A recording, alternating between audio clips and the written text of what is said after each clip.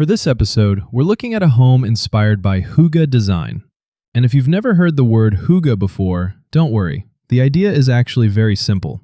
It's about creating a home that feels warm, comfortable, peaceful, and easy to live in. It's not about making everything expensive or filling the house with decorations. It's more about the feeling you get when you come home after a long day and you just want to relax. So for this concept, I created a single-story home with a footprint of roughly 11.2 by 9.6 meters, with 2 bedrooms, an open living space, a reading nook, laundry area, storage, and a covered outdoor terrace. And as always, this is simply a home design inspiration. The final dimensions, structure, materials, and layout should always be checked and adjusted by a professional, depending on your property and local building requirements. Now let's take a look around. Starting from the exterior, I wanted the house to already feel welcoming before you even walk inside. The overall form is kept fairly simple. Instead of making the facade too complicated, the design uses a combination of light-colored walls, warm timber details, dark roofing, and large windows. These materials work really well with Hygge because nothing feels too cold or overly polished.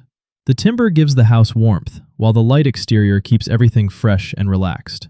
Large windows are also important here. During the daytime, they allow plenty of natural light into the interior, and at night, the warm lighting from inside can make the house feel especially inviting from the outside. The landscaping is also kept soft and natural rather than overly formal. The idea is for the house to feel connected to its surroundings. Once we enter the house, we have a small foyer measuring around 2 by 2.2 meters. It's not a huge entrance, but that's actually enough.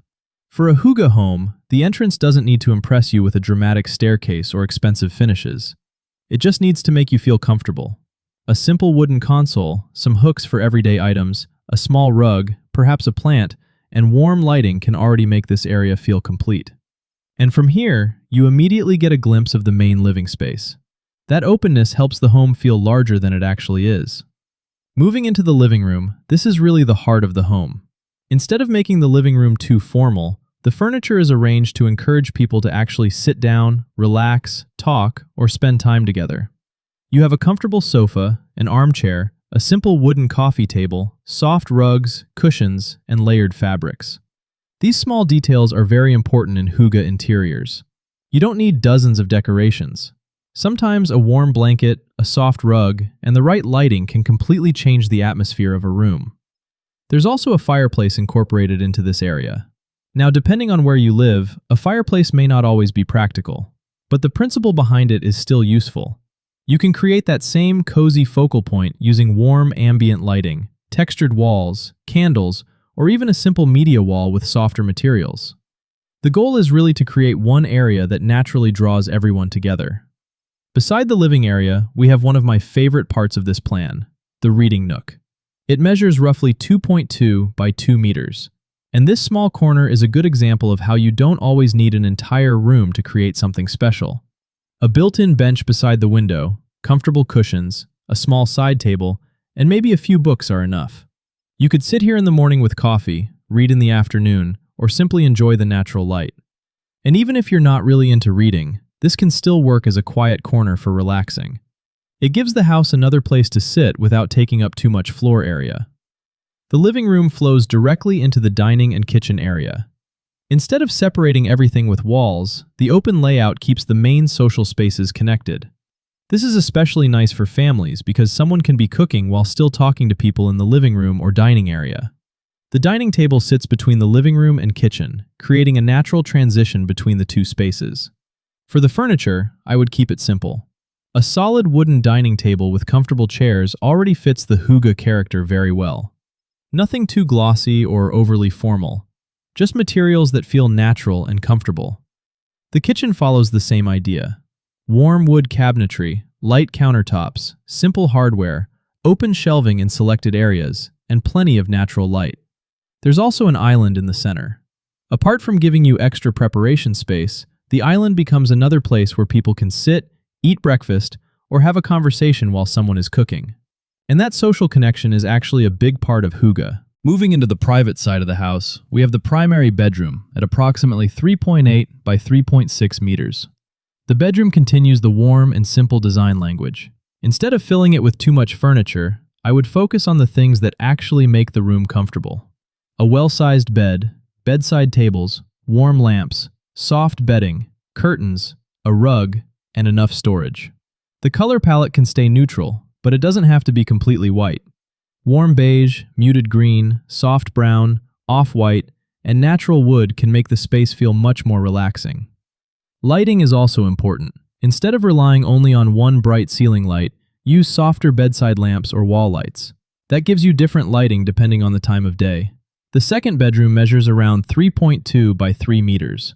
This could work as a child's bedroom, guest room, or even a flexible bedroom and workspace depending on the family. Again, the layout stays straightforward. There's enough room for the bed, storage, and a small chair or desk. And because the room has its own window, natural light helps prevent the space from feeling too enclosed. Between the bedrooms, we have the main bathroom at around 2.6 by 2.2 meters. The bathroom continues the same natural palette. Warm wood, light stone-style finishes, soft neutral tiles, and simple fixtures. Instead of making the bathroom feel like a cold utility space, the aim is to make it calm and comfortable. Even small things like a wooden vanity, woven basket, warm mirror lighting, and a small plant can soften the room. There's also a separate powder room. This is useful because guests don't always need to use the main family bathroom. Even though the room is compact, you can still give it character through texture, warm lighting, and a simple vanity. Sometimes smaller spaces are actually the easiest places to experiment with a little more personality. Next to the main living area, we also have a dedicated laundry and mudroom. This is one of those spaces that may not look exciting on a floor plan, but it can make everyday life much easier. The washer and dryer are positioned together with a worktop and sink. There's also space for baskets, shelves, hooks, and everyday household items. Keeping these things in one dedicated area helps the rest of the home stay cleaner and less cluttered. And that's important because Hygge doesn't mean filling the house with objects. It actually works better when the home feels calm and organized. Beside the laundry area, there's also a separate storage closet. Again, very simple, but very useful. Cleaning supplies, extra towels, household items, or things you don't use every day can be kept here rather than being scattered throughout the home. Good storage is one of the easiest ways to make a small or medium-sized house feel more peaceful. And finally, we have the covered terrace. This area measures roughly 3 by 2.4 meters. I wanted this to feel almost like an extension of the interior. A couple of comfortable chairs, a small table, plants, warm wall lighting, and natural materials are enough. This could become a nice place for morning coffee, quiet evenings, or simply sitting outside when the weather is good. And because it's covered, it feels a little more protected and intimate than a completely open patio.